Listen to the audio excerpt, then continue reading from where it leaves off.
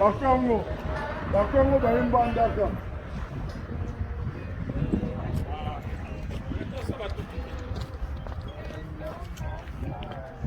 Ninga oluba kutezata. Lakini sango. Ndoko yibera biso moi témoin. Moi témoin na makambo tout osalaka, moi azalaka toujours témoin.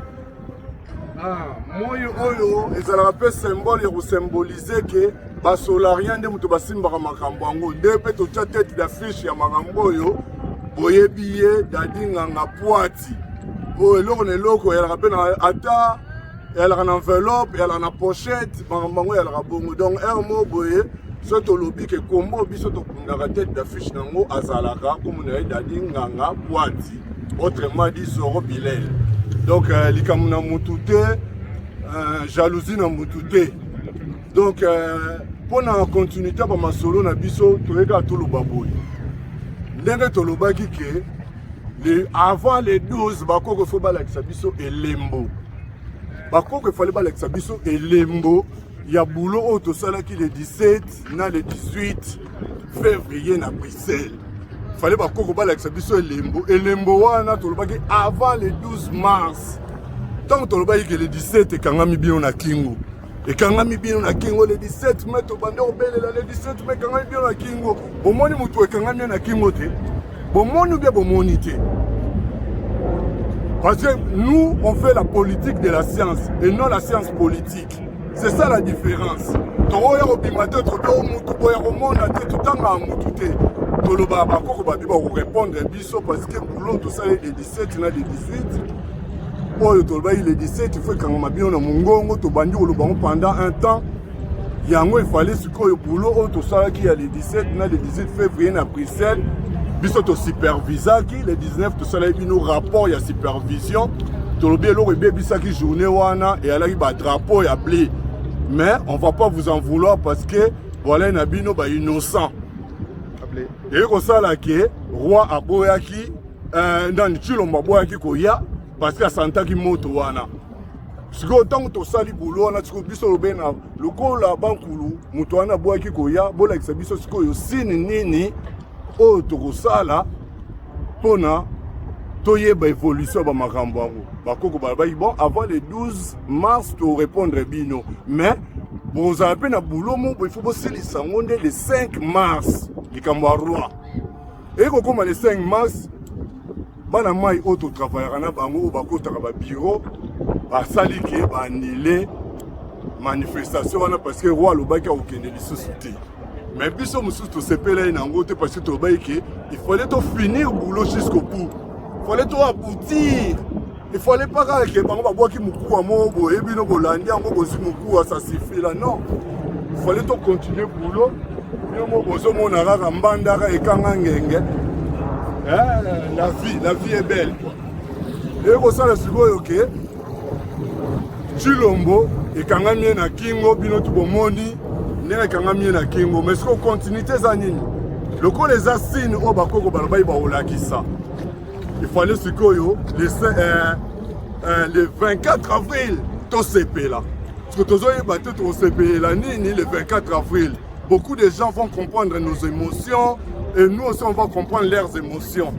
Donc le 24 avril, nous sommes et Komoni Sama. Parce que tout le monde est à Elembo, il y a Kokangama Kingo et pas à Chilombo. Donc nous avons mis au Lobate, nous avons tout le 24 avril, nous avons Mama Kongo Kanda. Tous les cas qui sont intervenir, tout ça qui, tout le bail m'a belé pour la continuité combat na biso. Alors, nous comptons plier. Ouais. Il faut comme la classe politique. Classe politique, on va certains individus. Non, on va renouveler la classe politique au Congo. Et Babylone, la classe politique à Sika, Otoya Nango, Yango, Ingeta, Waliza, peuple Mokonzi. Merci beaucoup, les gardiens du temple, les soldats inconnus. Moutasimbi, Oebengi, référence à Kumbana Badat. Un grand plus qu'un prophète. Noye Jissa Potoloba. Nasi Boyo Kindenge, Intiemba Otoloba, les soldats du temple, les gardiens du temple Otoloba. Message à moi, le 15, le 16 avril 2022, tozokutana biso nyonso na musée ya Tervuren. Balingi baya ko récupérer pouvoir ya bakoko. Koffi Olomide n'est pas mieux placé pour na koya kolobela bakoko oyo yaza ko cracher tous les jours. Voilà pourquoi nous demandons à tous les Congolais, bozali surtout en Europe, Suisse, Italie, Hollande, Allemagne, Espagne, Portugal, Belgique, Londres, France. La taille va payer limitrophe par rapport à la ville, il y a Bruxelles. Bon, il y a dans les 15, dans les 16. Totem, la Koffi Olomide, les négationnistes, a invité Maître Gims Nadadjou. Tobi Sarabino Bolobakeno, Maître Gims Abeta Rakuna Bokipara été. Tokipara Maître Gims te parce qu'à côté Ramakambu Yakimangu te. Tolanda Ramakambu Yanadadjou te parce que Bakomara Mindele.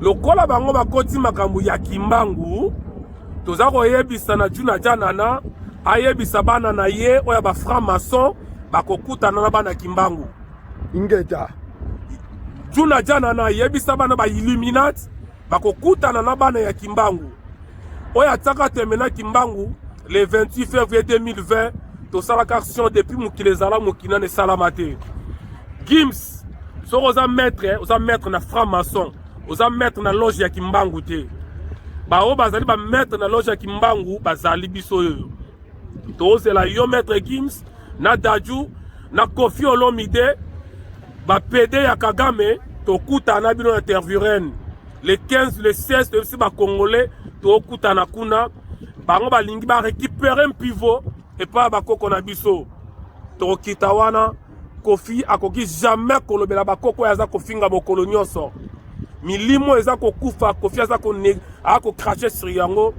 jamais alors jamais to ko permettre Koffi Olomide na ba franc-maçon ba Illuminati ya maître Gims na Dadju ba ya message à Souka Gims biso to longola lunette les 15 na les 16 moi lunette wana et longwa les 15 na les 16 moi ni moyo ebimi oyo moyo ebimi pona ko lakisa yo ke maître Gims tokolongola yo linette wana les 15 na les 16 batanga bamona misu na yo les 15 na les 16 biso tokolakisa batu misu na yo tokolongola yo linette Gims tokolongola yo linette les 15 na les 16 nasi okolapa yo lokolo kumisaka France tokipaka yo te okoti bitumba oyo tokufela plus de 10 millions de morts na Équateur likolo ba caoutchouc okoti bitumba oyo de millions baza kokufa biso tokolongola linette wana Gims so za maître na loge ya ba franc-maçon na loge ba Illuminati na loge ya kimbangu bamvulusi nde bakonzi ingeta